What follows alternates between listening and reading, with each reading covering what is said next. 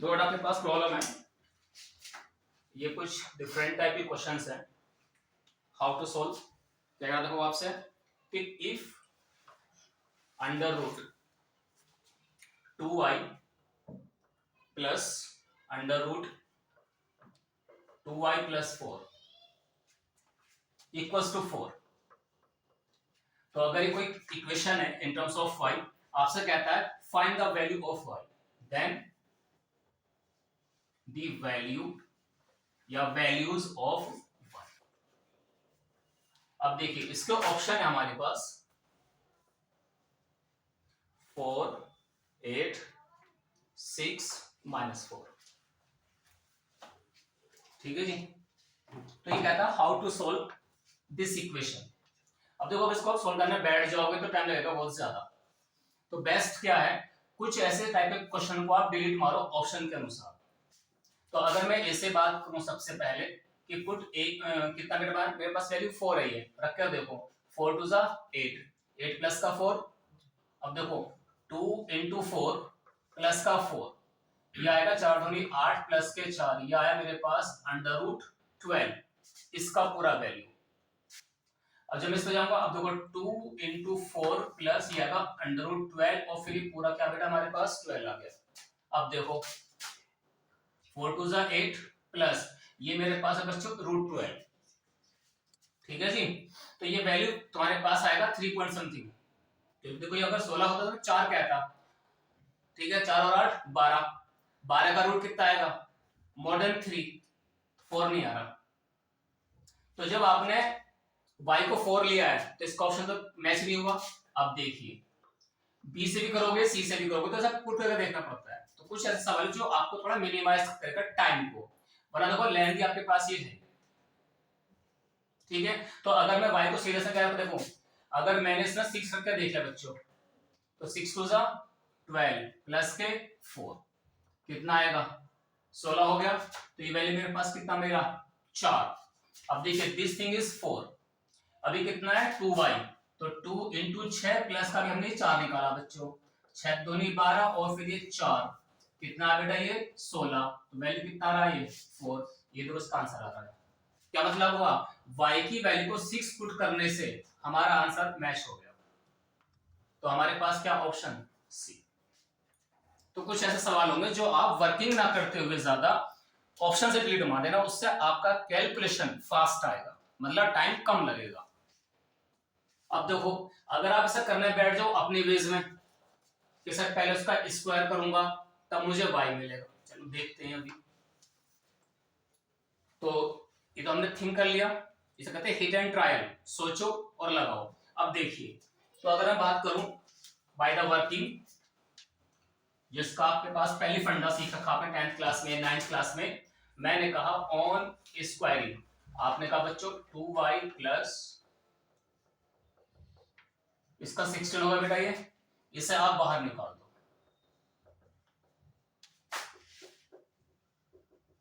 ये ऐसा कुछ रहेगा बच्चों। मैंने कहा कि अगेन स्क्वायरिंग, क्योंकि अभी भी रूट वापस इस पे बेटा एक पर आ रहा है, तो अगेन स्क्वायरिंग, आपने कहा 2y प्लस के 4 बराबर 16 माइनस 2 का स्क्वायर। अब देखो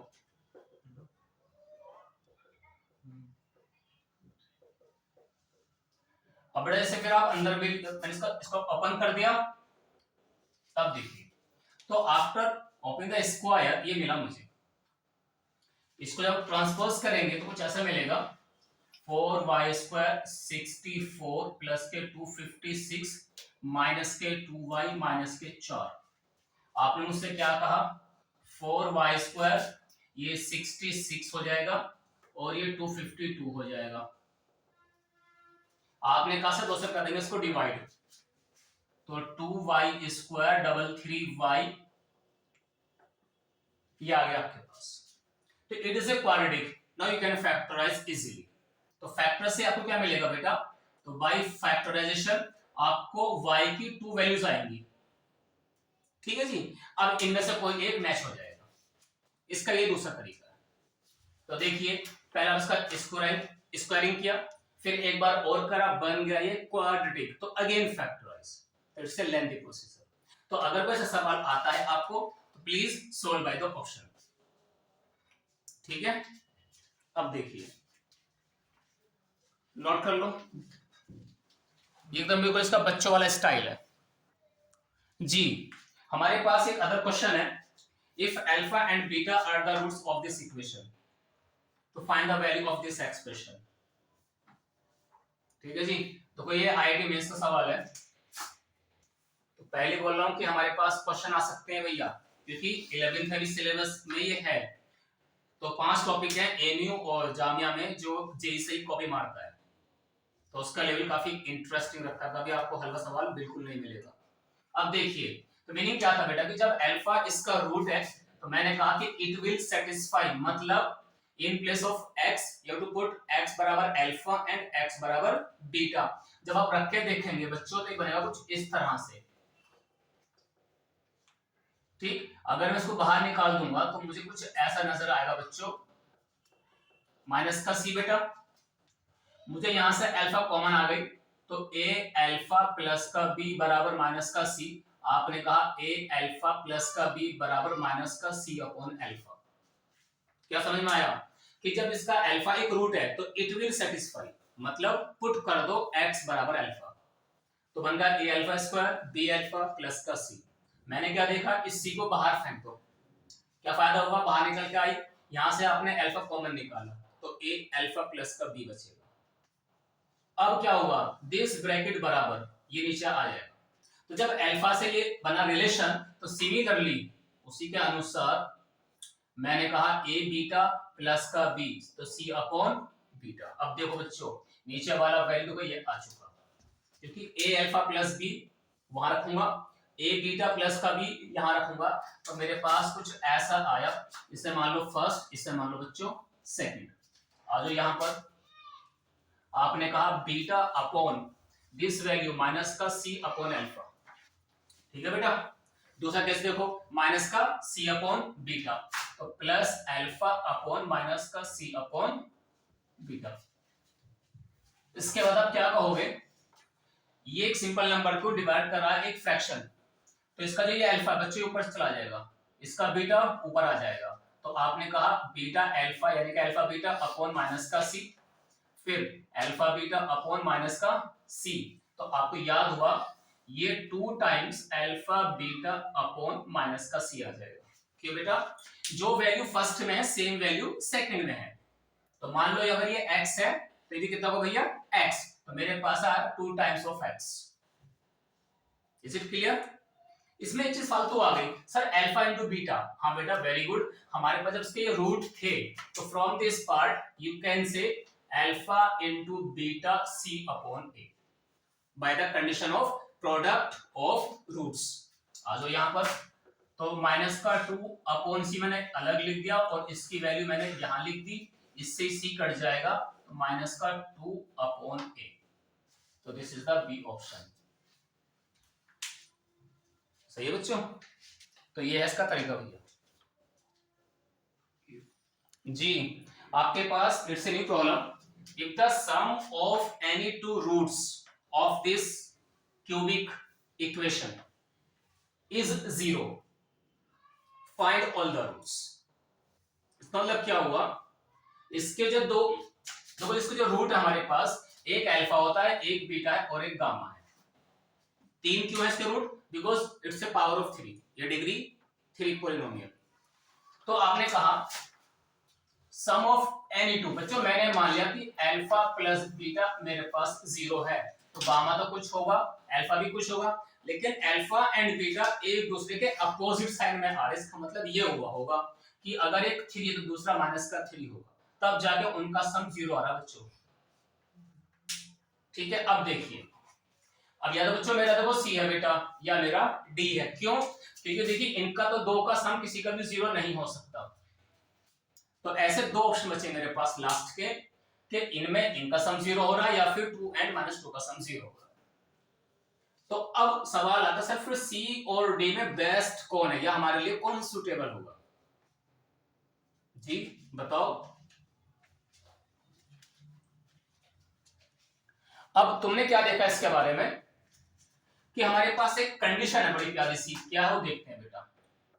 अल्फा बीटा गामा होता फॉर्मूले में हमारे पास क्या था, देखिए माइनस का यहां से आता था माइनस का a अपॉन बी, सॉरी यहां से आएगा माइनस का b अपॉन a, फिर आएगा प्लस का c अपॉन a, मैं लिखता हूं उसके बारे में, sigma alpha sum of the root आपने याद करा था, sigma alpha beta, two two का multiply, alpha beta beta gamma gamma alpha, आपने याद किया था c अपॉन a, और एक आता product of all root minus का d अपॉन a। तो बच्चों इसका जो d वैल्यू बेटा ये है 12 माइनस की, क्यों, पहले आप देखो माइनस आएगा तो प्लस हो गया, वो था ऑल्टरनेट साइन, यहां आएगा नेगेटिव का लेते थे, फिर इससे प्लस लेते हैं, फिर हम लेते थे माइनस, देखो ये formula minus plus and minus का d, तो ये a b c d, तो अगर d 12 है तो ये बनेगा माइनस का 12 अपॉन 1। अब सुनिए बेटा, तो this thing goes to minus का 12। अब तुम मालूम हुआ इनकी इनटू करके देख लो, जिसका मल्टीप्लाई माइनस का 12 आ जाए, तो बच्चों कौन है मेरे पास, तो बिना वर्किंग ऐसे सोचेंगे आप कि लॉजिक है एक्स्ट्रा कि how to find the roots by some other thinking, क्या कि कुछ एक्स्ट्रा एनालाइज तो करो, तो वो आएगा आपके पास ओनली अल्फा बीटा गामा की हेल्प से।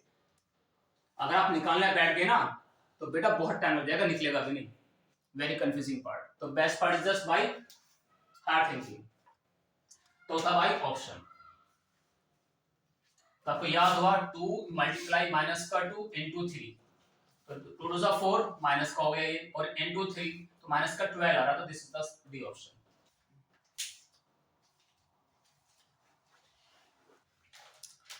आपके पास ये अदर क्वेश्चन है, फाइंड द रूट्स या नंबर ऑफ रूट्स, मतलब अगर ये कोई इक्वेशन है डिग्री 2 का तो उसके आएंगे 2 रूट्स, अगर ये बन जाता मान लो लीनियर तो आएगा 1 रूट, बन जाता मान लो क्यूबिक तो दैट इज द 3 वैल्यूज। तो कह रहा find the number of roots, इसके 2 आंसर हैं या एक है या कुछ भी नहीं है या बहुत सारे हैं, इसका ये मतलब है। अब देखिए जब मैंने सवाल लिखा तो कुछ तो इसका रीजन होगा, इतना आसान तो मैं दूंगा नहीं आपको। रीजन क्या है, हम करें तैयारी एमी जामिया की, हलवा सवाल नहीं मिलेगा। अब इसका मतलब क्या है, एक चीज ये सीखो, हाँ भैया क्या करा हुआ आपसे कि इसमें जो है अगर किसी इक्वेशन की बात करे वो आपसे और कुछ ऐसा लिखा हुआ मिले, ठीक है, वो इसी इक्वेशन को डिफाइन करने के लिए बच्चों साइड में लिखता है कि दिस इज नॉट जीरो। क्या मतलब हुआ, अगर कोई एक्सप्रेशन फ्रैक्शन के रूप में आ रहा है तो उसका जो डी फैमिली होगा वो नॉन जीरो होना चाहिए, ठीक है बच्चों। तो मैंने क्या लिखा, दिस थिंग इज डिफाइंड, कब बेटा, जब ये नॉन जीरो होगा, तो कहां पे जीरो नहीं बनेगा, 2 पे जीरो नहीं बनेगा, तो मैंने क्या लिखा साइड में, x not equals to 2। By mistake ये लिखा हुआ ना होता तो मैं कहता not a function, not define, क्यों, फेल हो जाता वो। तो डिफाइन करेगा आपको साइड में कि कौन क्या है। अब देखिए यहां पर आते हैं बात, बच्चों ये एक इक्वेशन को दिखा रहा अपने आप में कि इट्स एन इक्वेशन, पता चला मुझे जो मेरी फैमिली यहां पे है और यहां पर है वो दोनों आ रहे हैं फ्रैक्शन के रूप में। देखो बेटा पता चला कि ये जीरो नहीं होना चाहिए, इसका मतलब वो भी ना, जो डी फैमिली कौन है, x minus 1, it's non zero.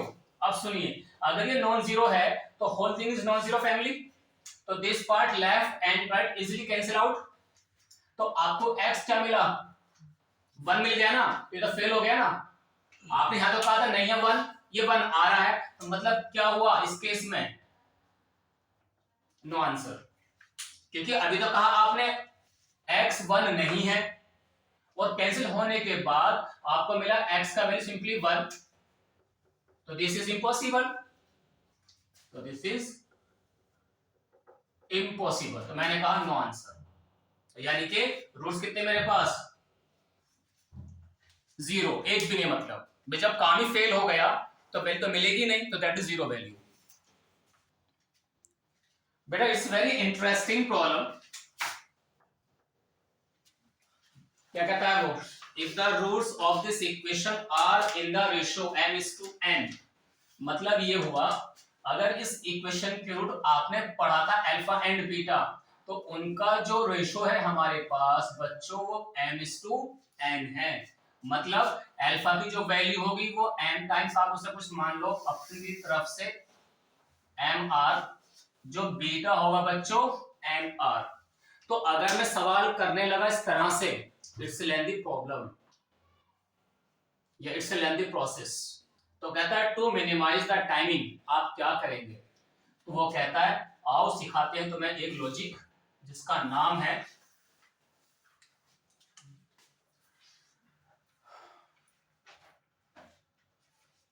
RL।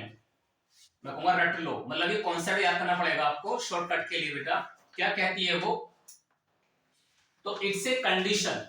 क्या कंडीशन बेटा आपके पास, जो x की जो b है, ये देखो a b c है, तो यहाँ पे एक रूल आता है हमारे पास, याद करना पड़ेगा आपको, b² / बराबर फ्रॉम दिस क्वाड्रेटिक। देखो b तो हमें पता चल गया x वाली फैमिली है, a कौन है x² वाला और c कौन है नंबर। तो a b c में b² दोनों की लास्ट वालों की मल्टीप्लाई फर्स्ट एंड लास्ट की बराबर होता है जो इसका रेशो है उनका सम का होल स्क्वायर अपॉन प्रोडक्ट। ये रूल है इसका भैया, b² / ac बराबर रेशो का सम का स्क्वायर अपॉन उनकी multiply. If you cross you get the answer. अब देख लो क्या है ये, तो मैंने कहा mn b² बराबर ac टाइम m + n का स्क्वायर। तो बताओ कहां पर है वो, सी। तो ये फॉर्मूला है, ये कोई क्वेश्चन तो बन ही गया, लेकिन ये ट्रिक है आपके पास शॉर्टकट। मान लीजिए आप कहें सर हमें तो समझ में नहीं आया, बेटा मेरा खुद का समझना कुछ है ही नहीं, ये तो एक फॉर्मूला है जो आपको याद करना है। क्या लिखा मैंने, रट लो, RL, रट लो, याद कर लो कि b² / ac बराबर दिस। अब कोई क्वेश्चन आ जाए आपको तो you can solve by this way. तो जब आएगा बताऊंगा कैसे अप्लाई करते हैं इस थ्योरम पे। देखो बेटा सवाल क्या लिखे मैंने आपको, 3 सवाल लिखे हैं, तो ऐसा सवाल आपको एबी के एग्जाम में इस बार मिल सकता है। अब ये है क्या, रूट्स ऑफ द इक्वेशन, आपको इसके रूट बताने हैं। हाउ मेनी रियल रूट या real solution of are there for the equation x⁴ - 2 बराबर 0। क्योंकि ऐसा सवाल हमारा 21 में आ चुका है, यहाँ पर डिग्री 4 दिया है मैंने, यहाँ डिग्री 6 दे रखा था। तो किसी के या तो 6 के 6 रूट आएंगे, मगर कैसे निकालना मान लो हमें नहीं पता, तो फिर क्या सीख रहे हम, तो उसका एक अलग रूल आएगा कि कैसे निकालते हैं हायर डिग्री की रूट्स या उसके जीरोस। ऐसे क्या कहता है वो, ये भी इक्वेशन आ गई क्वाड्रेटिक, लेकिन जब हमारे पास ये एक लाइन बन के आती से बोलते हैं मोड, मोड ऑफ x लिखा हुआ है ये। तो इस मोड x की दो वैल्यूज की, एक प्लस में आती है और एक माइनस। वो कहता है अगर किसी का मोड बराबर कोई नंबर है, अगर वो पॉजिटिव का नंबर है, तो पता ये चला x goes to +2 and -2, तो देयर आर 2 आंसर। अगर किसी का मोड का वैल्यू माइनस में लिखा गया तो हम कहेंगे नो आंसर। ऐसा क्यों बच्चों, क्योंकि मोड की वैल्यू हमेशा पॉजिटिव आंसर देती है, नेगेटिव नहीं देती। तो पता ये चला कि प्लस वाले में आएंगे आपके 2 आंसर, एक पॉजिटिव और एक negative, and for the negative sign में हम कहते हैं 0 आंसर, हमें नहीं मिलेगा क्योंकि वो फेल हो जाता है। अब फेल क्यों होता है, क्योंकि मोड को हटाने के लिए आपको स्क्वायरिंग करना पड़ता है बच्चों, जिसका रूल है। तो इसे शॉर्टकट मैं आपको सीधा समझा के छोड़ देता हूं, अगर आपको चाहिए रीजन तो just squaring and then factorise. इस वाले में हो नहीं पाएगा, क्यों देख लो बेटा, ऑन स्क्वायरिंग तो मैंने कहा x² बराबर 4, ठीक। अब देखिए ये 16 आएगा ना, एक सेकंड, तो आपने कुछ ऐसा लिखा है इसके बारे में, तो अब तो देखिए सही तो हो जाएगा फैक्टराइज।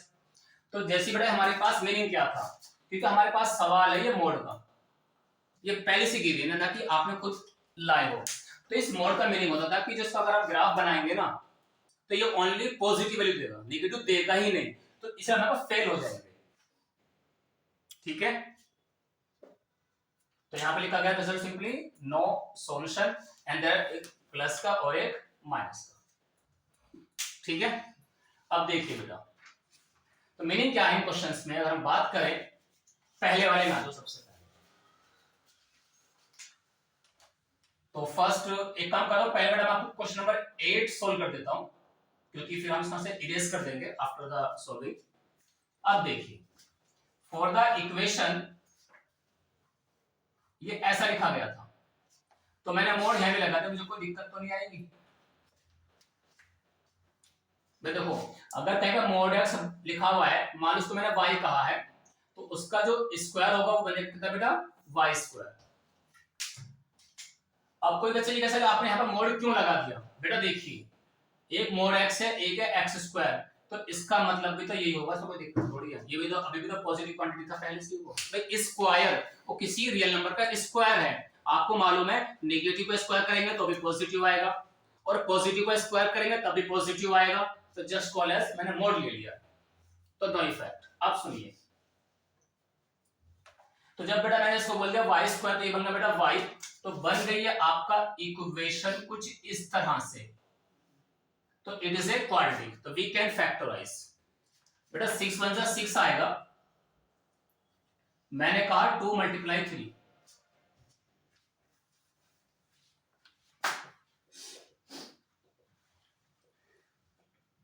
बेटा मैंने कहा y कॉमन, तो y -2 आएगा यहां से, तो 3 कॉमन लेंगे माइनस का, तो y -2 अगेन कॉमन यहां से बेटा, एंड देयर इज y का 3।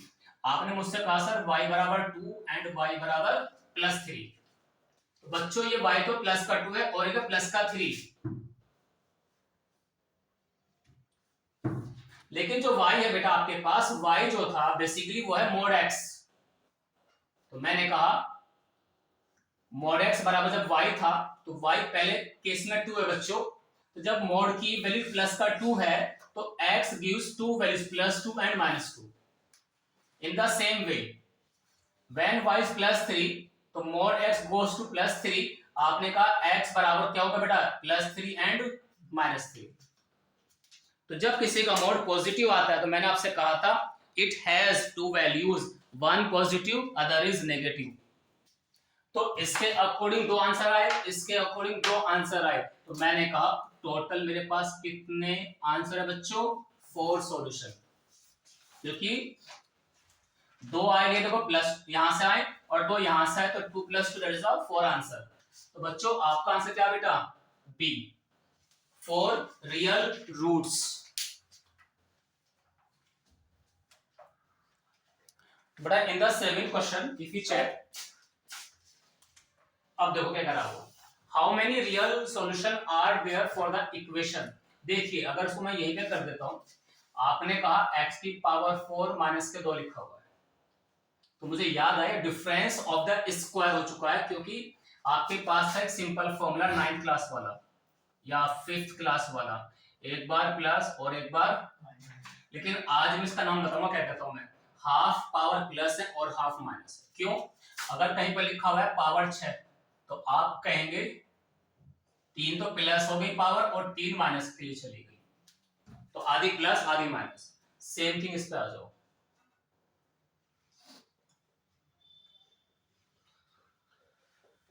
कहोगे या नहीं कहोगे बच्चों, तो पावर पे 2 आया, तो इससे भी तो 2 आना चाहिए था, तो पहले से बेचारा 2 है, तो ये पता कितना आएगा हाफ, क्योंकि देखिए ये हाफ का स्क्वायर वही तो हो गया, तो ये है √2, क्योंकि आपको याद है जब किसी का स्क्वायर 2 था तो x बराबर √2, तो दैट इज इसे लिखा गया 2 की पावर 1/2। अब देखो बेटा ये x² प्लस √2 बराबर 0 हो जाएगा और एक बार ये 0 हो जाएगा, सही है। From this part you will get कहोगे नहीं कहोगे? रूट का अगेन रूट, तो दैट इज, इसको मैंने कहा बड़े प्यार से प्लस माइनस 2 की पावर 1/4। क्यों बेटा? पहले 2 की पावर हाफ है, फिर अगेन हाफ आया, कितना हो गया 1/2 इंटू 1/2 दैट इज 1/4। तो आपने कहा इसके बारे में एक प्लस की वैल्यू और एक माइनस, अभी आया एक फैक्टर को सोल्व करने के बाद। आ जाओ इस पर बात करेंगे। अब आपको याद होना चाहिए, जब भी बाहर गया तो ऐसे तो पहुंचेगा, और क्या लिखा गया एक्स स्क्वायर बराबर माइनस समथिंग, तो मैंने कहा ये स्क्वायर आया मेरे पास एक नेगेटिव क्वांटिटी, इसका मतलब ये हुआ किसी भी रियल नंबर का स्क्वायर करने के बाद मुझे माइनस में नहीं आना चाहिए। क्यों? आपने पढ़ा था थर्ड क्लास में, फोर्थ क्लास में कि बच्चों -2 का स्क्वायर, 3 का स्क्वायर, -5 का स्क्वायर, -0.1 का स्क्वायर, क्या मतलब हुआ? किसी का भी मैं स्क्वायर करता हूं बच्चों, पॉजिटिव नंबर आ रहा मेरे पास आंसर। और भैया यहाँ कितना आ रहा बच्चों? स्क्वायर वैल्यू क्या है आपके पास? माइनस में, तो मैं कहूंगा reject this part for real number. In case of real number, ठीक है बच्चों, कि सर हमें यहाँ पर कोई रियल नंबर नहीं मिलेगा। तो हमारे पास सवाल क्या था? फाइंड, यानी कि हाउ मेनी रियल सॉल्यूशन। तो ये भी डिग्री 4 है, तो जब किसी पी का पावर इवन होता है तो वो कहता है इवन नंबर पावर है। तो देखिए दो तो रियल आ गए, तो दो आएंगे कॉम्प्लेक्स, यानी कि इमेजिनरी आंसर। और इमेजिनरी हमेशा पेयर में आती बेटा, दो रियल, दो इमेजिनरी, या 4 इमेजिनरी, या 6 इमेजिनरी, या 8 इमेजिनरी। तो वो कहता है अगर किसी पॉली की पावर n है, suppose if n is even, अगर इवन है तो कहता है सारे रूट उसके कॉम्प्लेक्स में हो सकते हैं या सारे रियल हो सकते हैं मान लो, या फिर वो जोड़े में आएगा कॉम्प्लेक्स। अब देखो भैया, तो यहां पे जब हम फेल हो गए थे, ये स्क्वायर है माइनस में, दैट इज इम्पॉसिबल वैल्यू, तो ओनली 2 रियल सॉल्यूशन, तो आंसर इज बी। तो 2 क्यों आया भैया? क्योंकि हमें नजर आया था एक प्लस का 2 की पावर 1/4 आ रहा है और एक माइनस में 2 की पावर 1/4 आ रहा है, इसमें हम फेल हो गए।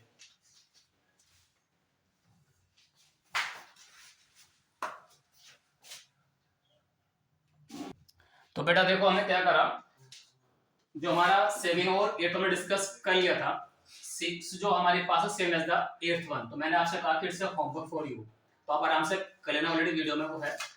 जो आपके पास ये it's a new problem again कि find the number of real roots of this equation. तो आप इसको सॉल्व करेंगे, चेक करेंगे इसमें कितनी रियल आंसर आ रही है। तो वही तरीका था, मोड वाले में हम y अज्यूम करते हैं, उसको हम फैक्टराइज करेंगे, कुछ y की आंसर आएंगे। अगर दोनों वैल्यू y की पॉजिटिव है तो मैं कहूंगा there are 4 answer, that is for real. If y की दोनों वैल्यू माइनस में आ जाए तो मैं कहूंगा 0 आंसर, क्योंकि मोड कभी भी नेगेटिव में नहीं आता। अब देखिए आपके पास है लास्ट, इसका एक टॉपिक बचा था, transformation of a quadratic equation. तो बच्चों अगर आपके पास कोई एक क्वाड्रेटिक गिवन है, उसमें ये रूट्स को थोड़ा सा चेंज करके बोलता है आपसे, किस तरह से देखिए, मैं लिखता हूं उसके कुछ पॉइंट्स हैं।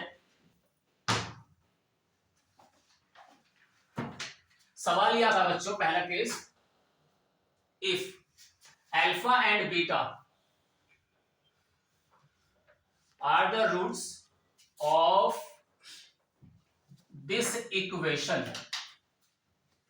तो अगर अल्फा बीटा इसके रूट्स हैं, then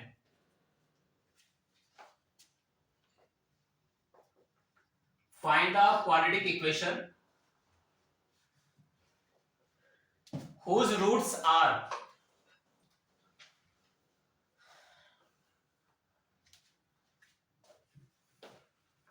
1 upon alpha and 1 upon beta।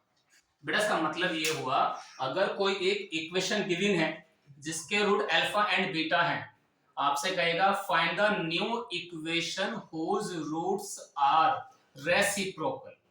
Hello बेटा ये तो हुआ भाई, अगर उसका अल्फा था तो बन गया 1/अल्फा, जो बीटा था हो गया 1/बीटा, तो दैट इज रेसिप्रोकल है वो। क्या बेटा वापस में रेसिप्रोकल रूट्स। तो यहाँ पे कॉन्सेप्ट क्या आता है वो आपको सीखना बहुत इंटरेस्टिंग, और 5 सेकंड में आपका रिजल्ट बाहर। वो आपसे कहता है इस केस में क्या करें, जो आपकी इनिशियल इक्वेशन है जिसके रूट अल्फा बीटा थे, अब आपको बताना है new equation whose roots are reciprocal, मतलब 1/अल्फा 1/बीटा। अब आप क्या करें, सिंपली x को आप बच्चों 1/x कर दो, जो इक्वेशन में x था उसे 1/x कर दो। अब देखिए तो ये है इसका रूल कि जस्ट पुट x बराबर 1/x करके देखो बेटा इसके अंदर। तो मैं कहूंगा a/x² प्लस ये क्या हो जाएगा b/x प्लस का c बराबर 0। तो आपने मुझसे कहा अब कि सर एक काम करो, सब में कर दो x² से मल्टीप्लाई, यानी कि एज ए एलसीएम। तो भैया तो a हो जाएगा, ये b इंटू एक्स और ये c x²। तो आपने कहा इट्स ए न्यू इक्वेशन, तो this is a required equation which is a required solution. ठीक है बेटा, तो आपको याद हो गया। तो इन शॉर्ट इसका देखो ट्रिक क्या बना रहा हूं आपको। जब ये एक इक्वेशन थी जिसके रूट थे बच्चों अल्फा बीटा, आपसे मांगता है एक न्यू इक्वेशन whose roots 1/अल्फा एंड 1/बीटा की जो कंडीशन बनेगा बेटा, आप याद करेंगे प्लीज, a एंड c को आपस में इंटरचेंज कर दो बस। तो मैंने कह दिया c(x² प्लस का bx प्लस का a, तो just interchange a and c only, b as it is copy कर देख लो बेटा, ये रहा देखो। तो आपका ये वाला आंसर 4 स्टेप में आया है और ये ओनली 8 स्टेप में आ गया। तो है द सेकंड का आंसर या नहीं भैया?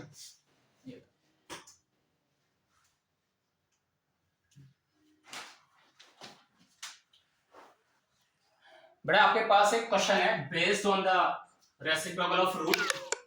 आपने कहा था if alpha and beta are the roots,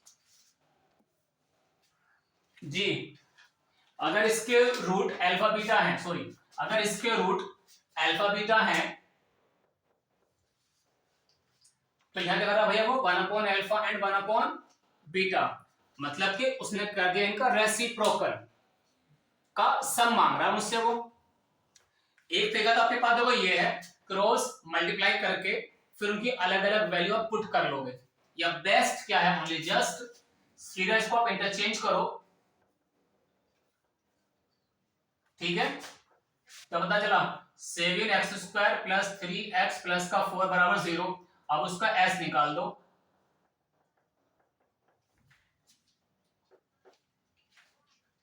सही है बेटा। क्यों?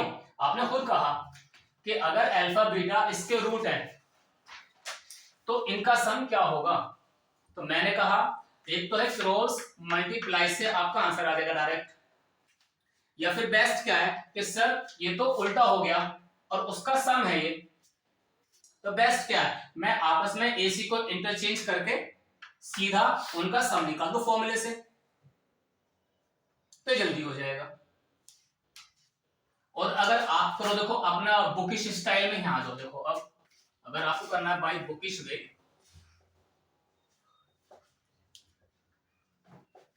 तो मैंने कहा था बच्चों alpha plus beta upon this लिखेंगे आप। तो बेटा पहले आपको अल्फा प्लस बीटा निकालना पड़ेगा by the formula alpha into beta c upon a. अब देखिए यहां से निकलेगा उसका वैल्यू माइनस का 3/4, यहां से मिलेगा बच्चों आपको 7/4। दोनों को उठाएंगे, यहाँ पुट कर दो। अब आप 4 से 4 कैंसिल, तो माइनस का 3/7। तो देखो बुकिश में भी सही आ रहा, यहाँ भी सही आ रहा, लेकिन ये ओनली 2 स्टेप में हो गया। तो बेस्ट क्या होगा, जिससे आपके स्टेप मिनिमाइज हो जाए, टाइम भी मिनिमाइज और आपकी वर्किंग भी मिनिमाइज। तो दोनों मेथड है। तो मैंने यहाँ पे लिख दिया, और ये पहला मेथड लेंदी और ये छोटा मेथड स्टाइलिश। डन। बेटा ये अदर क्वेश्चन है based on the reciprocal roots पे। आपने कहा कि अगर इसके रूट अल्फा बीटा गामा है, क्योंकि देखो ये है पावर 3 वाला, डिग्री 3 का है, तो 3 रूट्स हैं अल्फा बीटा गामा। हमसे क्या कह रहा है वो, if they are non zero find this value. समझ में आया? देखो ये भी क्या भैया, रेसिप्रोकल का सम है बेसिकली वो। तो हमें एस निकालना होगा रेसिप्रोकल का समीशन, मतलब उसका क्या मतलब हुआ, पहले मैं एक्स के करूंगा रिप्लेस, x बराबर 1/x।